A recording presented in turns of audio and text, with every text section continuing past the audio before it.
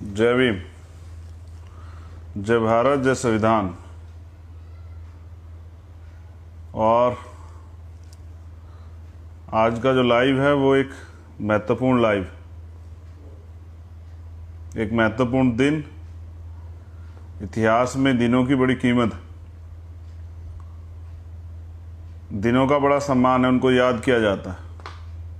जैसे हम अपने महापुरुषों की जयंतियाँ मनाते हैं, उनकी पुण्यतिथियाँ मनाते हैं, तो बहुजन समाज में जन्मे सभी संतों, गुरुओं, महापुरुषों को नमन करते हुए करुणा के सागर तथागत गौतम बुद्ध,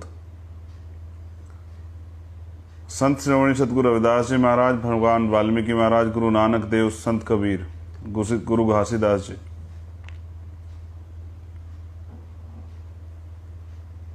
क्रांति के महानायक, सामाजिक परिवर्तन के योद्धा, राष्ट्रपिता ज्योतिबा फूले, माँ सावित्रीबाई फूले, माँ फातिमा शेख, छत्रपति आरक्षण के जनक, कुर्मी वंशज छत्रपति साहू जी महाराज, छत्रपति शिवाजी महाराज, पेरियर रामास्वामी नायकर, पेरियर लल्लई यादव, बाबू जगदेव प्रसाद कुशवाहा, जननायक कपूरी ठाकुर,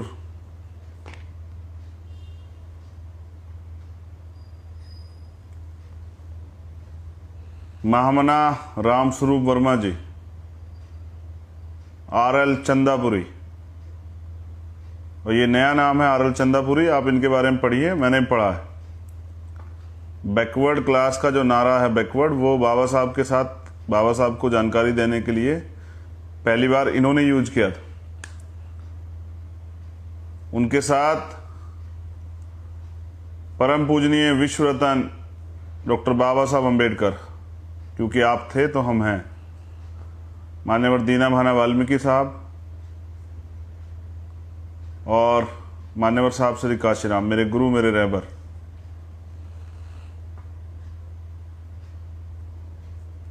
आज़ादी के आंदोलन में बलिदान देने वाले शहीद भगत सिंह, शहीद उधम सिंह, शहीद करतार सिंह सराभा,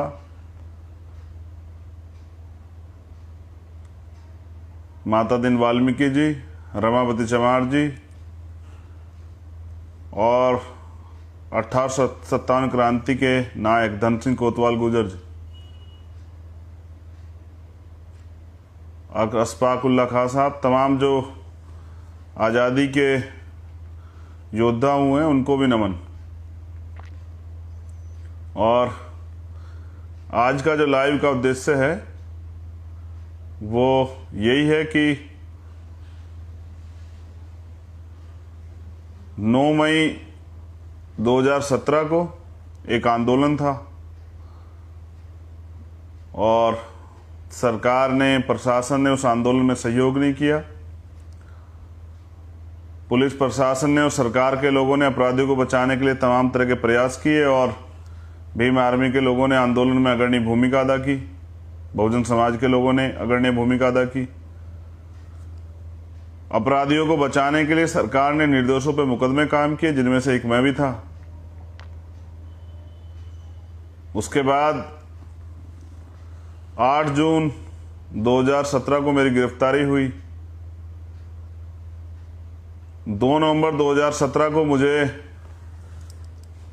उत्तर प्रदेश के इलाहाबाद हाई कोर्ट से बेल मिल गई। मेरी जमानत याचिका स्वीकार हो गई और जमानत याचिका में लिखा गया मेरे ऑर्डर में जज साहब द्वारा कि भाई राजनीति से प्रेरित होकर झूठे मुकदमे किए गए, इन मुकदमे में कोई सच्चाई नहीं। और फिर 3 नवंबर की सुबह लगभग 4:30 बजे करीब मेरे पास एक आदेश आया कि नेशनल सिक्योरिटी एक्ट आपके ऊपर लगा दिया गया, आप 12 महीने के लिए बाउंड रहेंगे जेल में।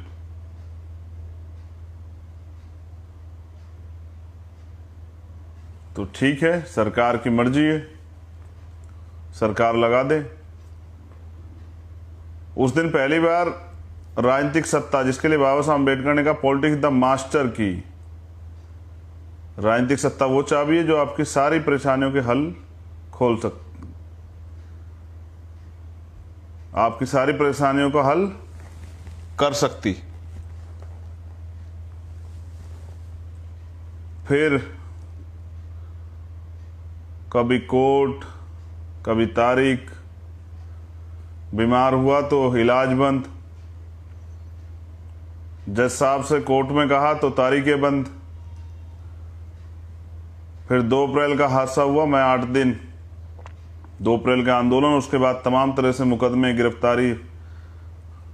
और मुझे लगा कि इस देश में संवैधानिक दृष्टिकोण से मैं अपने आंदोलन को आगे बढ़ाता हूं, तो मैंने जेल में भूख हड़ताल कर दी 6 अप्रैल से। 14 अप्रैल तक 8 दिन लगातार भूख हड़ताल चली, सरकार को कोई फर्क नहीं पड़ा।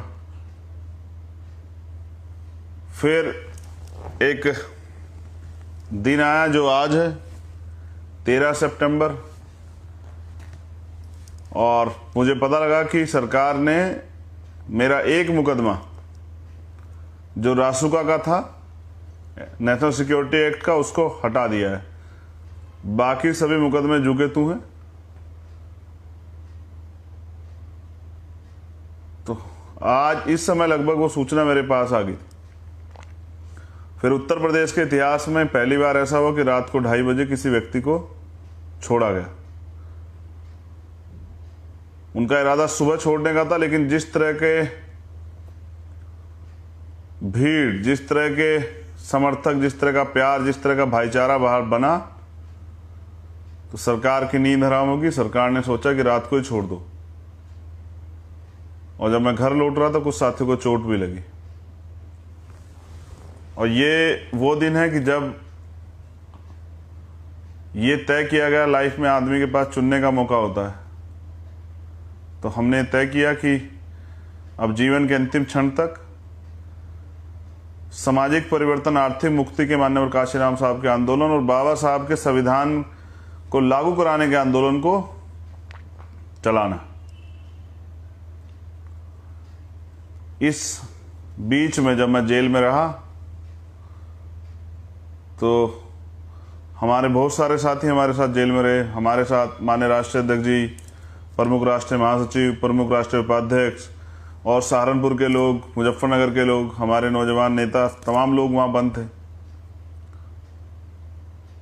एक एक दिन कार्यकर्ताओं का आना, बहनें, माताएं, परिवार के लोग, और मुझे रिहा कराने के लिए कई आंदोलन भी हुए। अपनी मेहनत की कमाई से हमारे लोगों ने आंदोलन की। जब मैंने भूख हड़ताल शुरू की तो उस समर्थन में बहुत सारे गांव में भूख हड़तालें शुरू की गई। आज मैं इस अवसर पे उन सभी साथियों को, चाहे आज वो हमारे साथ हैं या नहीं है, या वो साथी जो प्रत्यक्ष या अप्रत्यक्ष रूप से जिन्होंने इस आंदोलन में मदद की, मैं उन सब साथियों का धन्यवाद करता हूं। और आज तक का जितना भी पहचान, संघर्ष बन पाया, मैं इसका पूरा श्रेय उन सभी साथियों को देता हूं कि आपकी मेहनत से, आपके संघर्ष से भीम आर्मी को एक पहचान मिली। पूरी दुनिया में भीम आर्मी ने नाम कमाया।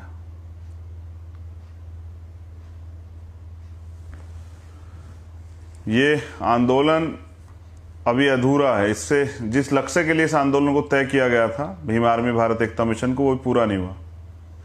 देश के बहुजन समाज के लोगों में एकता नहीं बनी। एजुकेशन का जो काम हमने शुरू किया था स्कूल खोलने का, वो काफ़ी बड़े पैमाने पे हम लोग सफल हो पाए, क्योंकि शिक्षा, बाबा साहब अम्बेडकर ने कहा शिक्षा शेरनी का वो दूध है जो पिएगा वो दहाड़ेगा।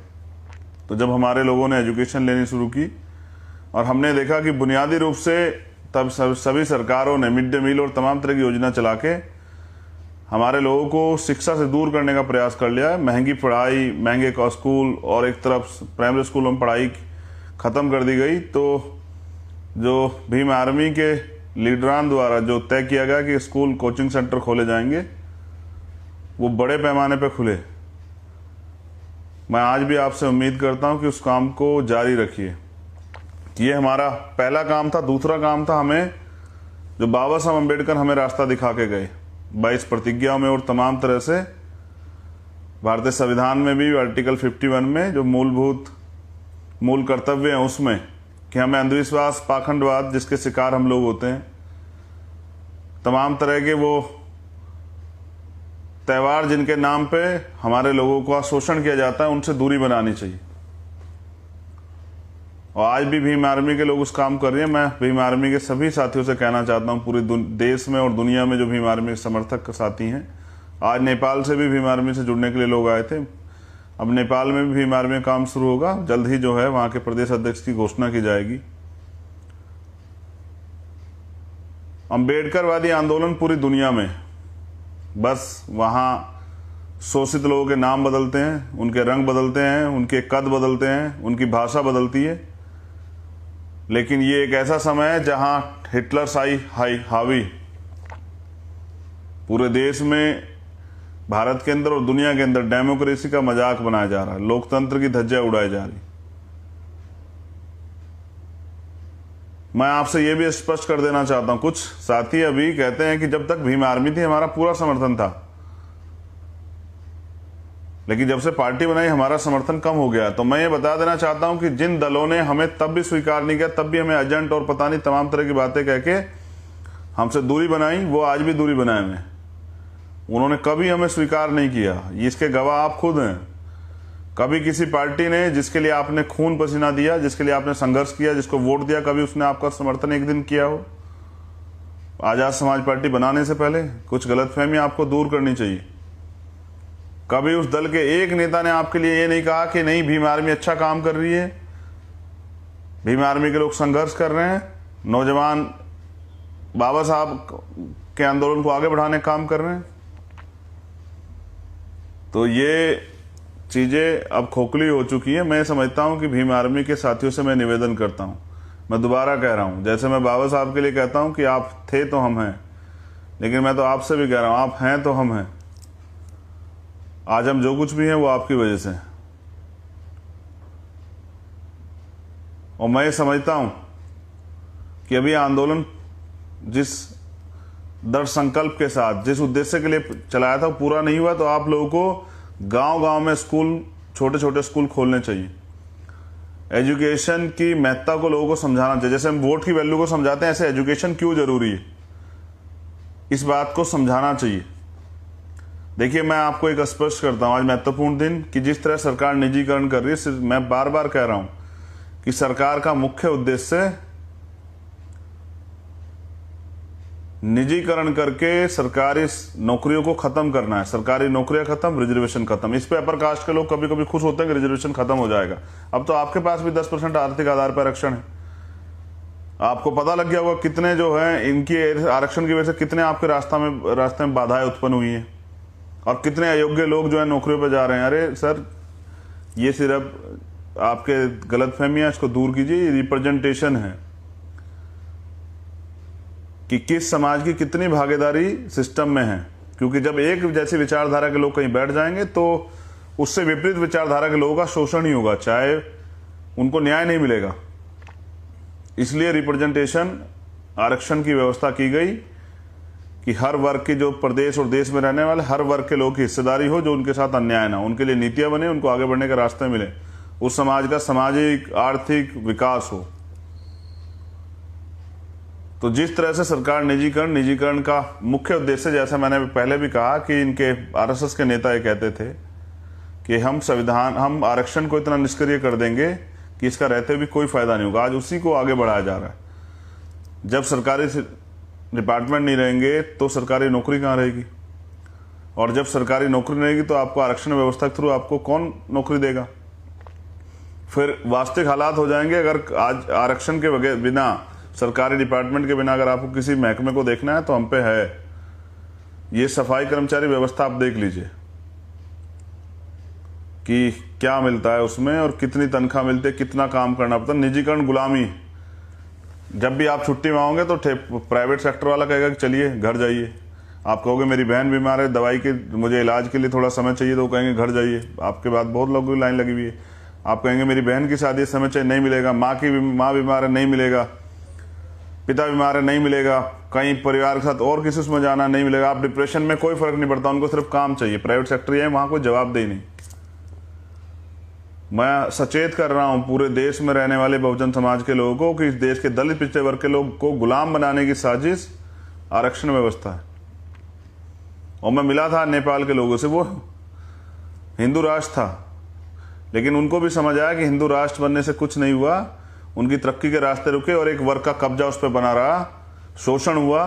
इस वजह से उन्होंने डेमोक्रेटिक वे को अपनाया और वहां पर संविधान दिया नेपाल में।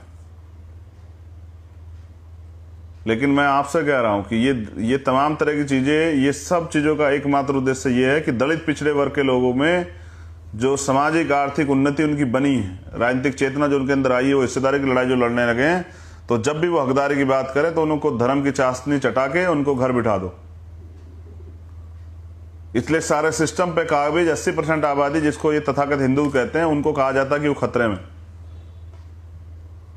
तो मैं आपसे कह रहा हूं कि भीम आर्मी के साथियों से कि पढ़ाने का, पढ़ने का काम बंद ना करें। मैं आपसे फिर अपील कर रहा हूं, मैं आजाद समाज पार्टी और भीम आर्मी के सभी वर्करों से, हमारे लीडरान से अपील करता हूं, हमारे कार्यकर्ताओं से, कि बाबा साहब ने भी कहा था ना, मुझे मूर्तियों में खोजने की जरूरत नहीं, मैं किताबों में हूं। तो बाबा साहब के लिटरेचर को पढ़ें, ज्योतिबा फूले के लिटरेचर को पढ़ें, जब बाबू जगदेव प्रसाद कुशवाहा, जन्ना कपूर ठाकुर के लिटरेचर को पढ़ें, संत गाड़गे जी महाराज, पेरियर रामानंद स्वामी नायकर को पढ़ें, नारायण गुरु को पढ़ें। हमारे महापुरुषों ने कहा एक रोटी कम खाना, अपने बच्चों को जरूर पढ़ाना। हम तो उस बात को समझते हैं, उसकी महत्ता को समझते हैं। लेकिन बाबा साहब अम्बेडकर ने वोट का अधिकार आपको इसलिए दिलाया था कि वोट की ताकत से, लोकतंत्र है, जिसके पास ज्यादा वोट होगा उसका राज आ जाएगा। उन्होंने इसके साथ ये बात कही, एडल्ट फ्रेंचाइजी के साथ इन्होंने वयस्क मताधिकार का दिलाने के साथ इन्होंने, बाबा साहब ने बात कही कोर्ट की कि आज मैंने रानी का पेट काट दिया है। आज के बाद राजा जो है वो आपकी वोट से तैयार होगा, बैलेट बॉक्स से तैयार होगा। तो मैंने पहले भी कहा कि अब जो लड़ाई है ना, सीधे तौर पे ईवीएम के खिलाफ, ईवीएम से वोट की चोरी नहीं होने दी जाएगी। क्योंकि जो ये नेता लोग हैं ना, जो आप सम्मेलन वगैरह करा रहे हैं, बाद में जब चुनाव हार जाएंगे तो ईवीएम को के पास ठीकरा फोड़ के फिर घर बैठ जाएंगे। बाद में कहेंगे ईवीएम से हरा दिया गया, लेकिन अभी कुछ नहीं करेंगे। तो हम लोग ईवीएम के खिलाफ भी लड़ेंगे, हम पिछड़े वर्ग की जातिगत जनगणना के लिए भी लड़ेंगे। अब मैं 19 तारीख में शामिल हूंगा सरदार सेना के प्रोग्राम में,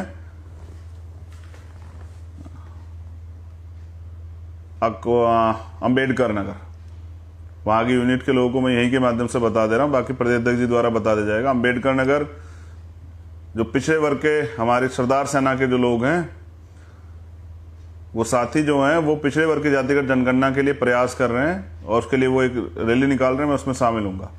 लेकिन अब सबसे इंपॉर्टेंट बात, हम इसलिए हैं कि आपने हमें बनाया, मगर इस समाज को हम सही रास्ता दिखा सकें। तो कुछ दिन पहले ऐसा हुआ जिसकी मुझे तकलीफ थी और ये बात मैं आपसे शेयर करना चाहता था। अम्बेडकरवाद गुलामी नहीं है, एक आग जो गुलामी स्वीकार नहीं करने देती, जो गलत अन्याय अत्याचार को बर्दाश्त नहीं करती, जो स्वाभिमान से समझौता नहीं करती। मैंने क्या क्या झेला जेल में, ये तो मैं जानता हूं, या वो लोग जानते हैं जो मेरे साथ जेल में थे। एक एक दिन मैंने ये सोच के तय किया था कि जिस दिन मुझे अवसर मिलेगा बाहर जाकर काम करने का, तो हम लोग इतिहास रचेंगे, ऐसा इतिहास रचेंगे कि ऐसा काम करके जाएंगे, आने वाली पीढ़ियां इस बात को याद रखेंगे। हमसे बाबा साहब नाराज नहीं होंगे, हमसे काशीराम साहब नाराज नहीं होंगे, हमसे मान्यवर दीननाथ वाल्मीकि नाराज नहीं होंगे। वो ये नहीं कहेंगे कि जैसे बाबा साहब ने 18 मार्च 1956 को कहा था ना आगरा में कि मुझे मेरे पढ़े लिखे लोगों ने धोखा दिया, और उन्होंने कहा था मैं इस कारवा को बड़ी मुश्किल से यहाँ तक लेके आया हूँ, अगर आप इसको आगे नहीं ले जा सकते उसको पीछे मत जाने देना। तो हमसे बाबा साहब का जो कर्ज हमारे ऊपर है, जो हमारे रहबरों का, महापुरुषों का कर्ज हमारे ऊपर है, वो हमसे नाराज नहीं होंगे। क्योंकि हम अपने जीवन का एक एक मिनट जो है, जितना हो सके उतना उस आंदोलन को दे रहे हैं, उस आंदोलन को जिंदा रखे हुए। हमने घुटने नहीं टेके अभी।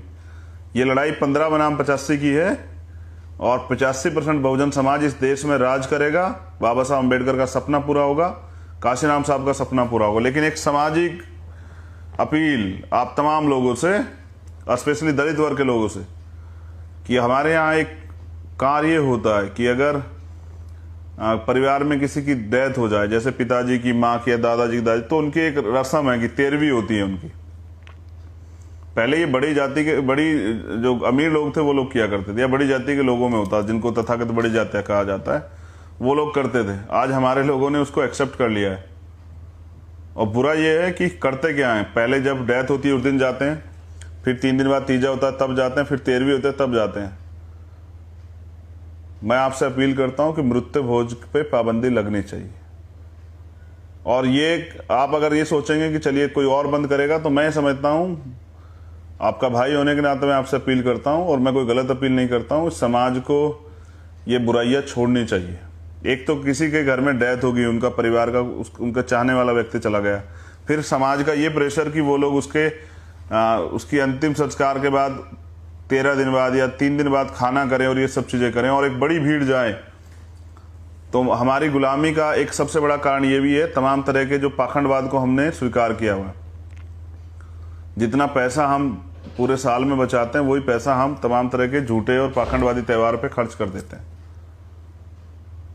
और फिर हमारी हालत वही बन रहती है। फिर बच्चे को अगर बीमार हो जाए तो उधार लो, बेटी की शादी करनी उधार लो, मकान का किराया चुकाना उधार लो, कोई और सामान लेना उधार लो, मेहमान आ जाए तो उधार लो, और अगर ऐसा भी कोई काम करना है 13वीं टाइप का, उसमें भी उधार लो, फिर वो साहूकार का उधार उतारते रहो। हमारी गरीबी का एक मुख्य कारण ये भी कि हमने अपने महापुरुषों को पढ़ा ही नहीं। हमारे सभी रहबरों ने, चाहे वो सदगुरु रविदास जी महाराज, उन सब लोगों ने कहा, आप सबकी प्रायोरिटी यही थी कि अंधविश्वास पाखंडवाद को छोड़ा जाए। सदगुरु रविदास जी महाराज के लिए मैं पहले भी कह चुका हूं कि यूएनओ के चार्टर में है, ऐसा चाहूं राज में जो बिले सबन नुअन, छोट बड़े सब सम बसे, रविदास रहे प्रसन्न। ऐसा राज जिसमें कोई गम ना हो, भय ना हो, लूटपाट ना हो, चोरी चकारी ना हो, किसी को कपड़े की, किसी को रोटी, किसी तरह की समस्या, सबके सर पे छत हो, प्रेम भाईचारा बने। ऐसा राज जो संविधान में लिखे गए, जो बेगमपुरा राज जो बाबा साहब ने संविधान में लिखा, सबको बराबरी के अधिकार दिए, भाईचारा बना। और वो ये भी कहता है, मैं पंजाब जाता हूं तो वहां ये बहुत बार कहा जाता है, सत्संगत मिल रही है माधु जैसे मधुमक्खीरा, कि ऐसे मिलकर रहना जैसे मधुमक्खी रहती हैं, कि अगर एक पे कोई हमला कर दे तो पूरा झुंड उनकी तरफ चल पड़ता है, ताकत बने में। लेकिन एकजुट तो नहीं होते। मेरा तो प्रयास रहता है सभी संगठनों से बात करके उनको एकजुट करने का, कि वो लोग एकजुट हो जाएं। तो मेरी ये रिक्वेस्ट है, मैं वास्तविक मुद्दे पर दोबारा आता हूं। भीम आर्मी के लोगों से, आजाद समाज पार्टी के लोगों से, देखो तमाम लोग बंद कर रहे हैं। जाट समाज ने बंद कर दिया, गुर्जर समाज ने बंद कर दिया, सैनी समाज ने बंद कर दिया, पटेल कुशवाहा समाज ने, मूर्य समाज ने, प्रजापति पाल समाज ने, ये जो बहुजन समाज है, इन लोगों ने कर दिया। अब तो उच्च जाति के लोग जो खुद तथाकथित हैं वो भी उनको बंद कर रहे हैं, वो भी इसको गलत मान रहे हैं। मैं आपसे रिक्वेस्ट करता हूं, नौजवान साथियों से मेरी अपील है कि ये मृत्यु भोज को आप अस्वीकार करें, उसको त्यागें। मेरी तो बहुत सारी अपील है आपसे। दहेज और तमाम तरह की चीज़ें, इनको बंद करें। समाज में अव्यवस्था फैल रही है।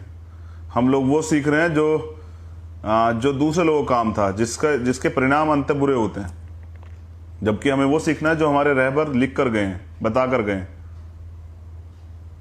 मैं आपसे अपील करता हूं, एक ही दिन जाया करें जिस दिन डेथ हो, और खाली दुख का समय पानी पी के चले आया करें। तीसरे दिन बाद तीजा करने की और फिर 13 दिन बाद 13वीं करने की कोई जरूरत नहीं है। और अगर कुछ ऐसा आपको इस तरह का आपने कुछ किया भी है तो उसमें विचार गोष्ठी किया कीजिए। समाज की तरक्की के रास्ते कैसे खुलें, एक दूसरे के दुख सुख को जानने का मौका मिले, जो परेशानियां, जो बुनियादी रूप से परेशानियां हमारे सामने, उन पर चर्चा हो। समाज में सामाजिक चेतना बढ़े, राजनीतिक चेतना, आर्थिक चेतना बढ़े। हम लोग तरक्की के रास्ते पे कैसे आए, परिवर्तन कैसे हो, इस पर हम लोगों को चर्चा करनी चाहिए। और फिर हमारे लोग वहां खूब शराब पीते हैं, तो एक तो व्यक्ति चला गया, ये नुकसान, फिर आर्थिक नुकसान, फिर जो लोग आ रहे हैं वो 10-10, हमारे यहाँ तो बड़ा वो है देहात क्षेत्र में कि 10-10 महिलाएं आती है कि गांव से। मैं अपनी बहनों से भी कहना चाहता हूं, तो आप क्या उसको जिंदा कर देंगे जो चला गया है जाके? तो फिर ये क्यों? इसको रोकिए, एक आदमी जाए कीजिए दूसरे, और अगर कोई जाता भी है तो वो जो, और एक इम्पोर्टेंट, ये बहुत जरूरी है, जैसे किसी की डेथ होती तो हम लोग लेके जाते हैं एक कपड़ा जिसको कफन कहा जाता है, और वो उनके ऊपर हो गया, बाद में क्या होता है उस कपड़े का एक बड़ा ढेर लग जाता है, देखिए मेरा काम जो है ना, राजनीति से ज़्यादा मेरी राजनीति यही है कि मैं समाज को सही दिशा दिखाऊं। तो वो कपड़ा मैंने और अध्यक्ष जी हमने एक दिन साथ थे और हमने इस पर चर्चा की अपने सभी साथियों से कि वो कपड़ा क्या होता है, बाद में वो कपड़ा जला दिया जाता है। तो जब पत्थर की मूर्ति कुछ नहीं दे सकती तो मैं वास्तविक उस पर ले जा रहा हूं कि वो कपड़ा क्यों ले जाते हैं आप लोग। अगर आपको कुछ करना ही है तो जो 100-200 रुपये कपड़ा आप लेके जाते हैं, जो फिर जलता ही खराब होता है, उसको उस परिवार को, जो पीड़ित परिवार है, उनको दे दें आप। उनकी तरक्की, उनके लिए कुछ आर्थिक मदद हो जाएगी। लेकिन वो इतना कपड़ा ले जाना, 100-200 कपड़े और ले जाके और फिर बाद में वो उनके ऊपर रख देना और बाद में वो उसको सिर्फ जला देना, इससे आपका क्या फायदा हो रहा। जो जिनकी दुकान है उनका तो बिक रहा है कपड़ा, लेकिन आपका क्या फायदा हो रहा है। और वो क्या अपने साथ ले जा रहे हैं। यहाँ तो जैसे आदमी आता है वैसे चला जाता है। तो मेरी आपसे 2 अपील इंपॉर्टेंट है। पहली, जब आप किसी के यहाँ जाएं तो जो आपसे बन पड़े उस परिवार की मदद कर दें, इससे आर्थिक संसाधन, आर्थिक उनको सहायता होगी। किसी को कोई कपड़ा ना ले जाएं, बिल्कुल ना ले जाएं। सेकंड, ये मृत्यु भोज को त्यागें, इस पर चर्चाएं करें, गांव-गांव मीटिंग करें, उनसे बताएं सब चीज़ें। ये आर्थिक नुकसान अपने लोगों का ना करें। वैसे ही सरकार ने रोजगार नहीं दिया है, आर्थिक स्थिति कमज़ोर हो रही है, तमाम तरह की परेशानियां। तो मेरी आपसे ये निवेदन है कि दूसरे लोगों से सीख लें, कम खर्चे पे सब चीज़ें करें, शादी ब्याह भी और इस तरह की चीज़ें भी। ये तमाम तरह का गलत जो है दबाव ना बनाया जाए समाज की, और ये नाक का सवाल बना के किसी को किस कर्जे में ना डुबाया जाए। ऐसी सलाह किसी को ना दें आप कि नहीं इज्जत का मामला और ये और वो। मैं आपसे हाथ जोड़ के कहता हूँ प्रिय साथियों, हमारा काम समाज को नई राह दिखाने का है, समाज को आगे बढ़ाने का है, तरक्की के रास्ते पे ले जाने का है, पीछे अंधविश्वास गुलामी में ले जाने का नहीं है। और एक और कड़वी बात, अगर आप मैं कहना नहीं चाह रहा था लेकिन मैं आज कह रहा हूँ कि उसके बाद एक और प्रथा है कि जिनकी डेथ हो जाती है उस महिला को ले जाया जाता है जंगल में, और उसके वहाँ जो है ना वो उनको बाहर निला विला के लाया जाता है। मैं आपसे अपील करता हूँ प्रिय, मेरी बहुत विनम्र निवेदन है, हमारे महापुरुषों ने हमें महिलाओं का सम्मान करना सिखाया है। इन सब कुरीतियों को त्यागिए, जो कुछ करना है अपने घर में कीजिए। ये अपमान है, माँ बहनों के सम्मान की लड़ाई लड़ते हैं। और ये क्या है, अगर आप अम्बेडकरवादी हैं, आप रैदासवादी हैं, आप कबीरवादी हैं, नानकवादी हैं, तो आप क्या कर रहे हैं। ये अंधविश्वास ही तो है कि आप जंगल ले जा रहे हैं। ये क्या है। भीम आर्मी इसीलिए तैयार की गई थी कि वो गांव-गांव जाके अपने बहुजन समाज के लोगों से कुरीतिया पाखंडवाद को खत्म कराएं, लोगों को समझाएं। इसलिए नहीं की गई थी। लेकिन ये तो उस दिन की एक घटना ने मेरा पूरा दिमाग हिला दिया कि भाई पहले इतना आर्थिक नुकसान कि जा रहे हैं कपड़ा वपड़ा लेके और फिर वो कपड़ा ख़राब हो जा रहा है, फिर उसके बाद दूसरा उनसे तीजा तेरहवीं और ये सब चीज़ें, और फिर वो महिला जो हमारे परिवार की, जिसको हम सम्मान से देखते हैं, जिसके लिए हम तमाम तरह से सम्मान की लड़ाई लड़ते हैं, उसको जंगल भेजेंगे कि जाइए वहाँ कपड़े वपड़े नहा के आइए, चेंज करके। मेरी आपसे विनम्र निवेदन है कि अगर आप मुझ में विश्वास रखते हैं और ये मानते हैं कि हम सब लोग बाबा साहब अम्बेडकर और मान्यवर काशीराम साहब और अपने महापुरुषों के अंदर को आगे बढ़ा रहे हैं, तो ये तमाम तरह कुरीतियों को त्यागे। रेप में जब रेप होता है ना तो बच्चों की गलतियां नहीं होती है। जो लोग ये तर्क देते हैं कि महिलाओं ने छोटे कपड़े पहने इसलिए रेप हुआ, रेप इसलिए होता है कि आपके यहाँ गंदगी भरी हुई है, आप मानसिक रूप से अस्वस्थ हैं, गुलाम। महिलाओं की गलतियों से रेप नहीं होते हैं। 6 साल की बच्ची के कपड़ों से रेप नहीं होते हैं। ये दरिंदगी ये यहाँ घुसी होती है, इससे रेप होते हैं। ये जो महिलाओं को 2वें दर्जे का नागरिक और सिर्फ जो है ना अपनी स्वार्थ की पूरा करने की सामान जो आप लोगों ने समझा, इसकी वजह से होता है। हम सबके घर में बहन बेटियां हैं। मैं अभी बात कर रहा था, एक मामला हुआ है बिजनौर में, मैं उनके परिवार से बात कर रहा था कल। एक मामला हुआ है महाराष्ट्र में, उसमें साकानाकी में। मैंने आज उनसे भी, आई से भी बात की। ये जो रेप हत्या पूरे देश में होती हैं, तो ये करने वाले लोगों की गलती है, वो अपराधी हैं। और सहना उस बच्ची को पड़ता है जिसके साथ होता है, उसको लोग गलत निगाह से देखते हैं। वो उसको समाज में आंख झुका के चलना चाहिए, जलना उसे चाहिए जिसने ये दरिंदगी की है। क्योंकि सबके घर में बहन बेटियां। मैं तो आपसे ये निवेदन करूंगा कि एक नई सोच के साथ और बहन बेटियों माताओं के सम्मान के साथ देश में रहने वाली प्रत्येक महिला किसी जाति धर्म की उसके सम्मान की रक्षा करना ही एक पुरुष का दायित्व है, कर्तव्य है। लेकिन ये भेड़िए कौन है जो ये सब चीज़ें कर रहे हैं? तो ये भी ऐसे ही मानसिक बीमारी से ग्रसित लोग हैं। मेरा आपसे निवेदन है, कुरीतियों को त्यागें। आज मैं लगभग 16 महीने बाद अपने परिवार के बीच पहुंचा था, अपने समाज के बीच पहुंचा था। मैंने भी खुली हवा में सांस ली थी। 16 महीने तन्हाई में बंद रहा, तमाम तरह की मानसिक और परेशानियां झेली। जब जेल गया था उससे पहले कोई बीमारी नहीं थी। जेल में रहते तमाम तरह की बीमारियों से ग्रसित हुआ, लेकिन संघर्ष आज भी जारी है। विश्वास कीजिए, जेलों तो उसके बाद मैंने तिहाड़ भी काटी है 2-2 बार। जब दिल्ली में सतगुरु रविदास जी महाराज का गुरु घर तोड़ दिया गया तो हम 66 दिन जेल में रहे थे। नहीं झुके हम लोग, हमने जीती वो लड़ाई। और जब CNPR NRC में देश में मुसलमान भाइयों के खिलाफ एक माहौल बना जा रहा था, कोई साथ नहीं खोड़ा, तब हम जमा मस्जिद से हमें अरेस्ट किया गया और तब लगभग 27 दिन में जेल में रहा।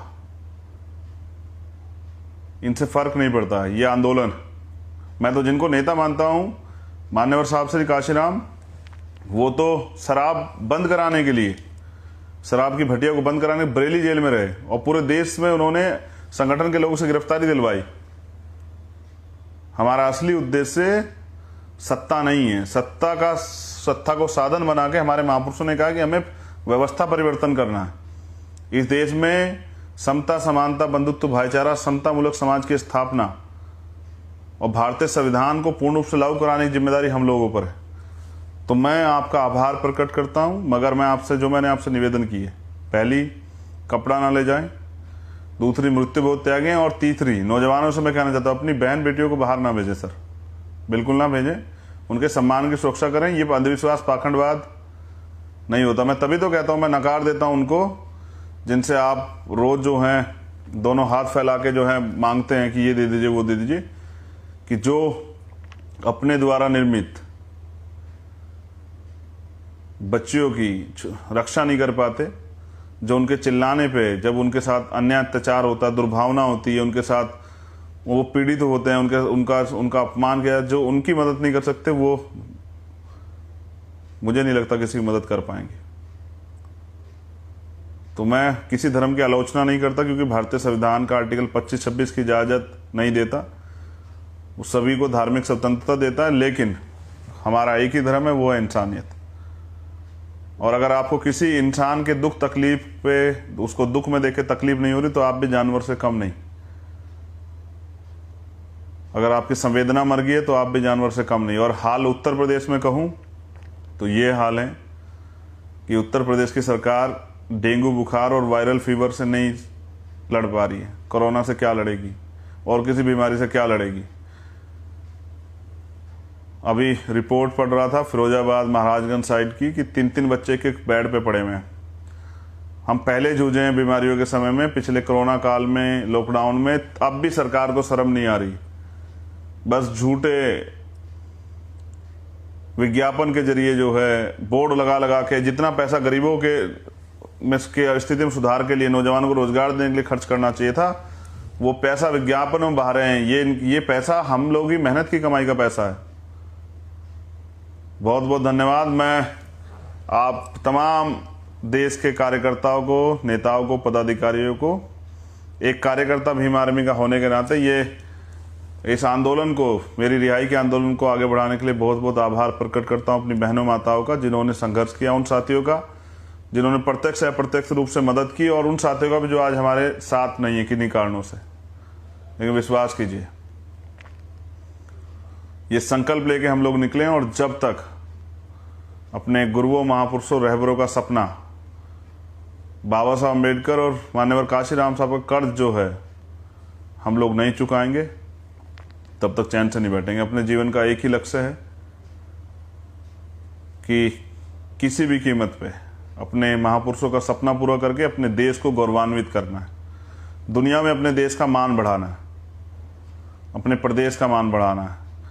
अपने प्रदेश में रहने वाले नौजवान भाइयों के लिए, बहनों के लिए रोजगार की व्यवस्था करनी है, उनके लिए अच्छे इलाज के लिए अस्पतालों की व्यवस्था करनी है, उनके लिए पढ़ाई के लिए स्कूलों की व्यवस्था करनी है, उनके लिए रोटी कपड़ा मकान की व्यवस्था करनी है, उनको आगे बढ़ने के लिए, तरक्की के रास्ते के लिए तमाम तरह से, चाहे बिजनेस या व्यापार या कुछ भी, लोन, तमाम तरह की चीज़ों के अवसर प्रदान करके अब इस देश के, इस प्रदेश के पहले उत्तर प्रदेश में बहुजन समाज के लोगों के जीवन में और फिर देश के अंदर ये आरएसएस भाजपा के लोगों को सत्ता से बेदखल करके यहाँ बहुजनों का राज स्थापित करना है। तो काशीराम साहब कहते थे कि नोटों वाला हारेगा, वोटों वाला जीतेगा। तो अब ईवीएम और तमाम तरह की जो चोरियां वोटों की जा रही है, उनके खिलाफ भी आंदोलन अब स्टार्ट होगा। आप लोग तैयार हो जाइए। जय भीम, जय भारत, जय संविधान और भीम आर्मी जिंदाबाद, आज़ाद समाज पार्टी जिंदाबाद। भीम आर्मी के कार्यकर्ता साथियों को धन्यवाद। आज़ाद समाज पार्टी के लोग मेहनत कर रहे हैं, संघर्ष कर रहे हैं, उनको भी धन्यवाद। लेकिन इस आखिरी मौका है इस अपने प्रदेश को बचाने का। कोई नहीं लड़ सकता है, ना कोई लड़ पा रहा है। अगर कोई लड़ रहा है तो वो आप है। अपने संगठन को मजबूत कीजिए। अगले इस महीने में सितंबर के बूथ कमेटियों को कंप्लीट कीजिए। मजबूत साथियों को, मेहनती साथियों को, ईमानदार साथियों को चुनाव में लड़ने का मौका दीजिए। उनको जिताइए और उनको आगे बढ़ाइए। और उत्तर प्रदेश में ये अन्याय अत्याचार पर आधारित झूठी जो है सरकार को, निकम्मी भ्रष्टाचारी सरकार को, जिन्होंने अत्याचार शिक्षक भर्ती में हमारे 20,000 पद छीन लिए, दलित पिछड़े वर्ग के हक अधिकारों छीनने वाली, और तमाम तरह से व्यापारियों को, अगड़ों को, पिछड़ों को, सब लोगों को पीड़ित करने वाली, महिलाओं के जिस सरकार में सुरक्षा ना हो पा रही, बच्चों की सुरक्षा ना हो पा रही, सरकार को बेदखल, सत्ता से बेदखल करने का काम कीजिए। जय भीम, जय भारत। धन्यवाद।